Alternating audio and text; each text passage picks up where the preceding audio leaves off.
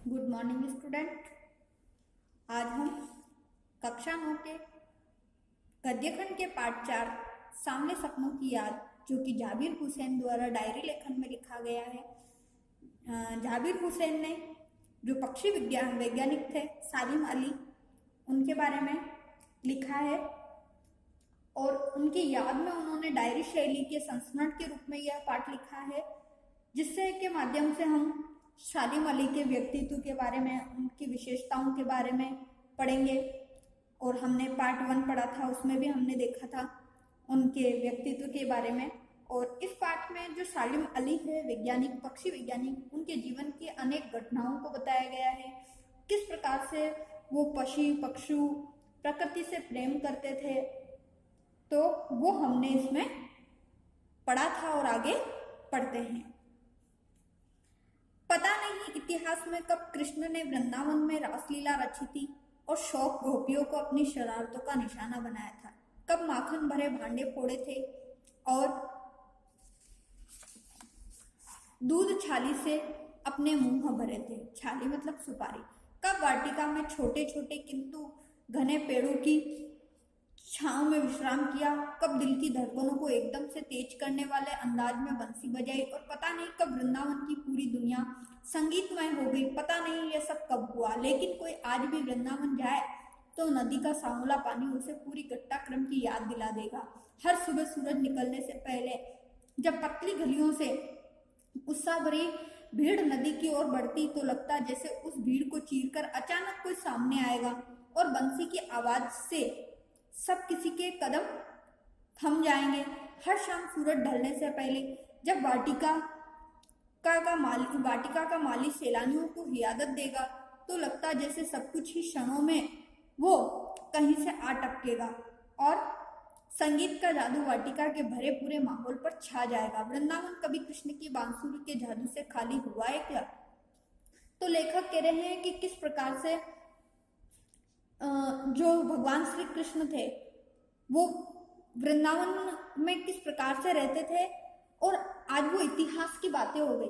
परंतु अगर हम आज भी वृंदावन जाते हैं तो वृंदावन की जो सकड़ी सकड़ी छोटी छोटी गलियां हैं, वहां के जो भक्तों की भीड़ देखते हैं, यमुना नदी का पानी देखते हैं और वहां की जो वाटिका देखते हैं, तो सब कुछ ऐसा माहौल लगता है जैसे कि साक्षात श्री कृष्ण वहां पर मौजूद है।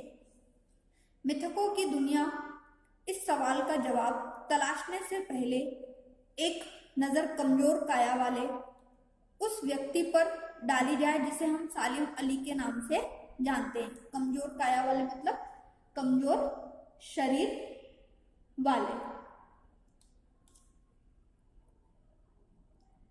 उम्र को शती तक पहुंचने में थोड़े ही दिन तो बच रहे थे। संभव है लंबी यात्राओं की थकान ने उनके शरीर को कमजोर कर दिया और कैंसर जैसी जानलेवा बीमारियां उनकी मौत का कारण बनी हों, लेकिन अंतिम समय तक मौत उनकी आंखों से वह रोशनी छीनने में सफल नहीं हुई जो पक्षियों की तलाश और उनकी हिफाजत के प्रति समर्पित थी। सालिम अली की आंख पर चढ़ी दूरबीन उनकी मौत के बाद ही उतरी थी। तो जो सालिम अली थे उनकी उम्र अधिक हो गई थी, पूरा शरीर जर्जर हो गया था, थक चुका था और कैंसर जैसी ऐसी जानलेवा बीमारियां थी जैसे कि मौत के घाट उतार देने वाली।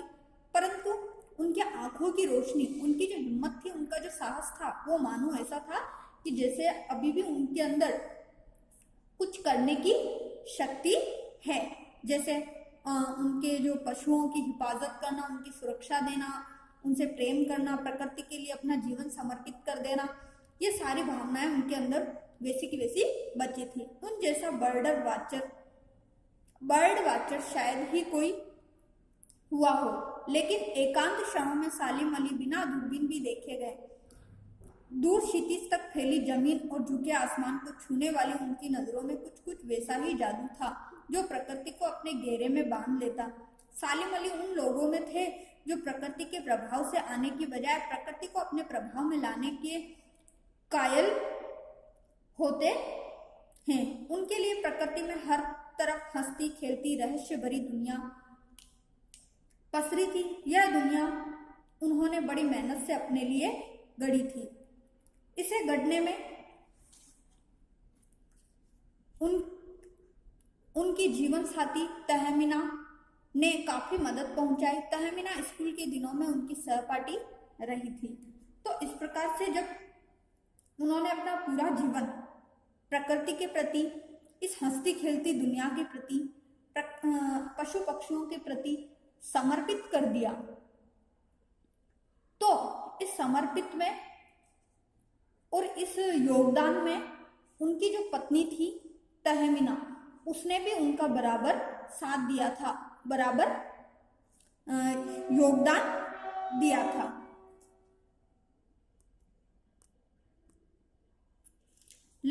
अपने लंबे रोमांचकारी जीवन में ढेर सारे अनुभवों के मालिक सालिम अली एक दिन केरल की साइलेंट वैली को रेगिस्तानी हवा के झोंकों से बचाने का अनुरोध लेकर चौधरी चरण सिंह से मिले थे। वे प्रधानमंत्री थे। चौधरी चरण सिंह हमारे देश के पूर्व प्रधानमंत्री थे। तो केरल की जो साइलेंट वैली है, जहाँ पर रेगिस्तान की हवाओं के झोंके से बचाने के लिए उनसे मिले थे। चौधरी साहब घाव की मिट्टी पर पड़ने वाले पानी की पहली बूंद का असर जानने वाले नेता थे। पर्यावरण के संभावित खतरों का जो चित्र सालिम अली ने उनके सामने रखा, उसने उनकी आंखें नम कर दी। तो सालिम अली ने जो प्रकृति को कितना नुकसान हो रहा है, पर्यावरण को कितना नुकसान हो रहा है, कितनी क्षति हो रही, वो सारी बातें उनके सामने रखी थी।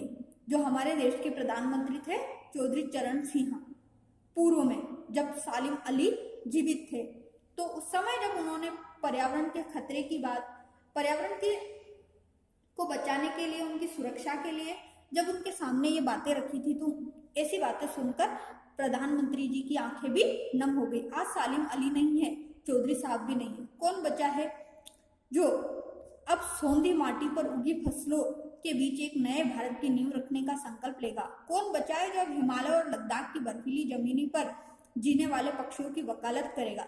सालिम अली ने अपनी आत्मकथा का नाम रखा फॉल ऑफ ए स्पैरो। तो लेखक कह रहे हैं कि न तो आज सालिम अली बचे हैं, न प्रधानमंत्री बचे हैं। अब इस प्रकृति को बचाने वाला, इस भारत की नींव रखने का जो संकल्प, जो हमारे हिमालय को, लद्दाख को और ऐसे पक्षियों को या प्रकृति को बचाने वाला अब कौन बचा है? ऐसा कौन संकल्प ले सकता है जिससे हमारा भारत में रहने वाले सभी पशु पक्षी यानी कि भारत के पर्यावरण को स्वच्छ रखा जा सके, सुरक्षित रखा जा सके। और सालिम अली ने जो अपनी आत्मकथा यानी कि स्वयं के जीवन के बारे में लिखना का नाम क्या रखा था? Fall of A sparrow. मुझे याद आ गया कि D.H. लॉरेंस की मौत के बाद लोगों ने अपनी पत्नी फ्रीडा लॉरेंस से अनुरोध किया कि वह अपने पति के बारे में कुछ लिखे। फ्रीडा चाहती तो ढेर सारी बातें लॉरेंस के बारे में लिख सकती थी, लेकिन उसने कहा, मेरे लिए लॉरेंस के बारे में कुछ लिखना असंभव सा है। मुझे महसूस होता है मेरी छत पर बैठने वाली गोरैया लॉरेंस के बारे में ढेर सारी बातें जानती है।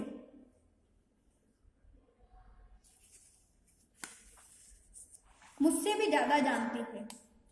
वो सचमुच इतना खुला और सादा दिल आदमी था। मुमकिन है लॉरेंस मेरी रगों में, मेरी हड्डियों में समाया हो, लेकिन मेरे लिए कितना कठिन है उसके बारे में अपने अनुभवों को शब्दों का जामा पहनाना। मुझे यकीन है मेरी छत पर बैठी गोरैया उसके बारे में है और हम दोनों ही के बारे में मुझसे ज्यादा जानकारी रखती है, जो लॉरेंस थे और उनकी पत्नी थी फ्रीडा।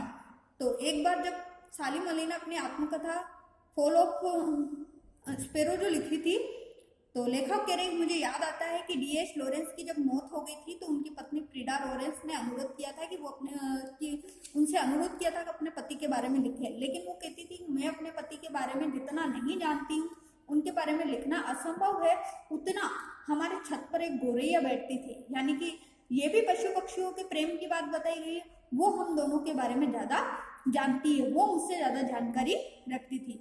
जटिल प्राणियों के लिए सालिम अली हमेशा एक पहेली बने रहेंगे। बचपन के दिनों में उनकी एयरगन से घायल होकर गिरने वाली नीले कंठ की वह गोरैया सारी जिंदगी उन्हें खोज के नए नए रास्तों की तरफ ले जाती रही।